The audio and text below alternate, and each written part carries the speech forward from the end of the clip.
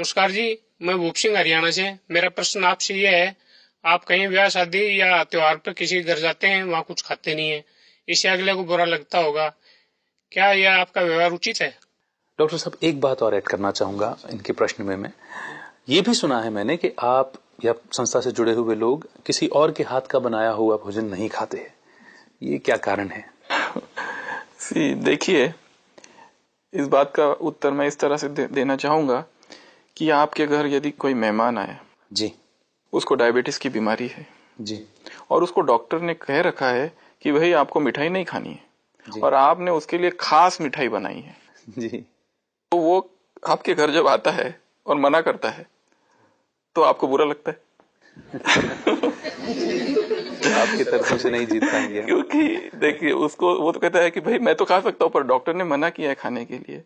तो उसी तरह देखो, जब भी हम किसी एक मार्ग पर निकल पड़ते हैं तो वहां पे कुछ धारणाएं होती है, कुछ वहां के नियम होते हैं, कुछ दृढ़ता स्वयं में लानी पड़ती है। तो इस संस्था की भी अन्य एक मुख्य धारणा है, जैसे मैंने आपको कुछ समय पहले कह रहा था कि अन्न के 3 प्रकार के दोष होते हैं, जिसमें हमने जाति दोष तो देख लिया कि जिसमें राजसिक, सात्विक और तामसिक। एक दूसरे प्रकार का भी दोष है अन्न का, जिसे कहा जाता है आश्रय दोष।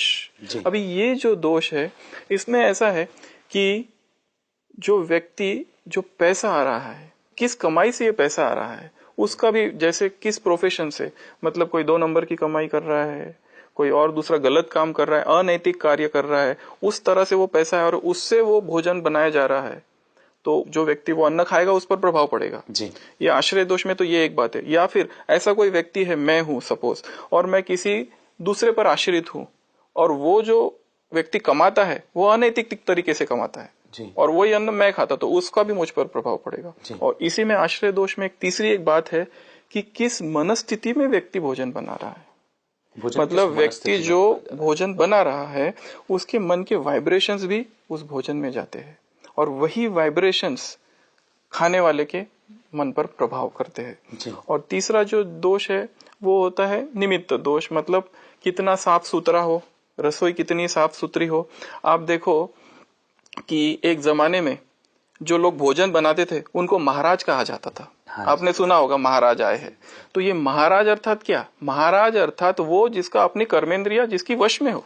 क्या बात!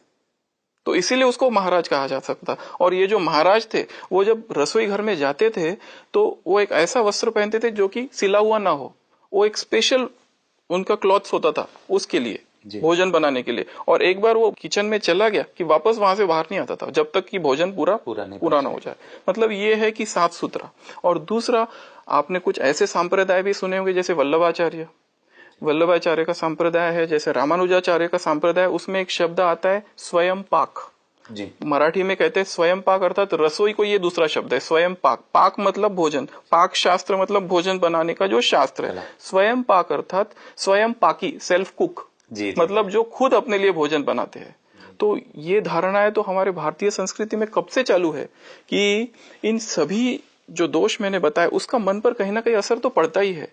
अभी आपने जो बात कही कि भाई हम लोग बाहर का नहीं खाते, अगर वैज्ञानिक तरीकों से भी देखा गया है इसका, तो देखो बाहर का जो भोजन है, बाहर का जो होटल्स में, उसमें न जाने कितने कौन से केमिकल्स है, कौन सा पानी उसमें यूज किया गया है और कितनी बीमारियां उससे होती है बाहर का।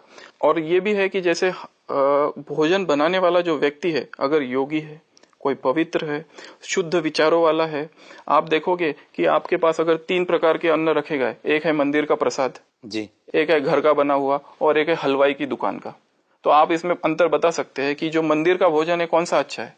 वही अच्छा है। क्यों? क्योंकि बड़ी श्रेष्ठ भावनाएं उसके साथ बनी हुई है। हाँ, अच्छा, दूसरे नंबर पर अच्छा है घर का है, क्योंकि माँ ने बनाया है, अपने बच्चों के लिए बनाया है।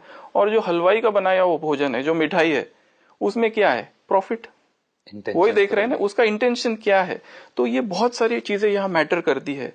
तो इस संस्था में जो मुख्य धारणा है भोजन की, उसी व्यक्ति के हाथ का भोजन खाए जो कुछ धारणा वाला है, जो इस पथ पर निकल चुका है, जिसने प्यूरिफिकेशन को अपना लक्ष्य बनाया है, राजयोग की जो साधनाएं कर रहा है, जिसका चित्त शांत हो गया है, मन पवित्र हो गया है और परमात्मा की याद में बना रहा है। सबसे मुख्य बात तो क्या था। और जैसे मैंने कहा, एक आपने सुना होगा रसोई को चौका भी कहा जाता है भारतीय संस्कृति में। तो चौका मतलब कुछ 4 बातें। तो यही बातें कुछ घुमा के यहाँ आती है कि भाई ये भोजन किस पैसे से बन रहा है जी। भोजन में अपने आप में कुछ जाति दोष तो नहीं है, कौन से प्रकार का भोजन है वो, तीसरा जो बना रहा है उसकी मनस्थिति क्या है, और चौथा जो खा रहा है उसकी मनस्थिति क्या है। मतलब भोजन बनाने के लिए, जैसे गीता में भी लिखा है कि जो भोजन बिना अर्पण किए खाता है वो तो जैसे चोर है। जी जी। तो अगर हम अर्पण भी करते, अभी देखो भगवान तो अभोक्ता है, अर्पण हमको हमारी भावनाएं करनी है, भोजन तो एक निमित्त है। तो इस तरह से ये सारी बातों को अगर मिलाया जाए तो मुझे लगता है इस प्रश्न का उत्तर इसमें आ जाता है। जी जी जी।